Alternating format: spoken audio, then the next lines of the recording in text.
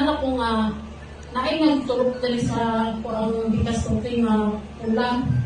Ulang siya ba nga, murag ipaan ko ang bigas ko. Katulad siya, nga wala ko kasabot, gulungol, nga murag ko, pati akong ginawa, murag na po, ano na akong ginawa, murag ano na po ako ang lugar. Tapos, sa sitwasyon na to, sakit na ayaw ko, kaya ko, nag-abot ng time nga, na mura lang ba ito kasakit, wala akong kasabot, isugo na ko kung anak nga, nakaliti ko ayos, kaya ako nalamtangan sa ilalim sa utol, diba, para, mawala lang tangulungol. Moto, mga tulugan daw katauman, nakita na ako nga na iniburot sa tuloy. Ang katulpo lang nga nagburot nga gamay, siya, nagburot niya, murag na itubig-tubig pa, niya, mga pila na pagka, pagka-umato, nagbuto siya, kanang tambal, kanang kaling, wala pa ko kabaluan na, after 2 days sa tumikan siya ng buto, na-i-over ako ang bayo sa si Ma'am Che, wala ko kailan kay Ma'am Che, kung isa na siya.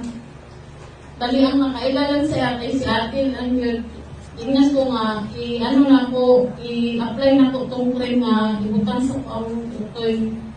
Sa tinuod lang yun, dako na kayo kung pag-down sa kong kagalingon. Okay, pagbulang nawala akong mga magpapa, tapos nga akong mga mamudigan, may nasa ko, nakayun ako sa kong sarili, kung plano man ni mo, Lord, kung pawag ko ni mo, wala ko man mo, kainuha man ang pagbuot. Pero kung naragin kay plano nga buhayon ko ni mo, kung sa man mo ihatag sa ko ang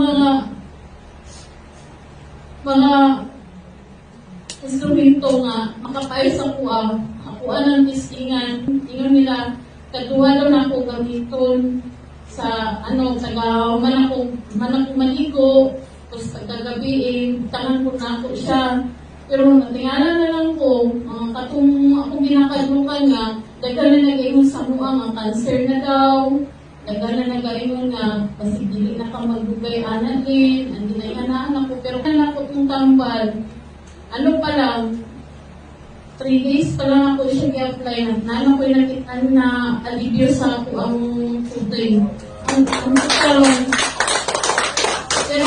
pero 2 weeks na ako ipadayon kaya para mawala din siya, maayo ang katong para wala pati ang biglat niya, mawala po sa hanggang. Kapag ako nabutan ako ng cream ako ang putoy, isang ngul-ngul, wala na ko. Wow!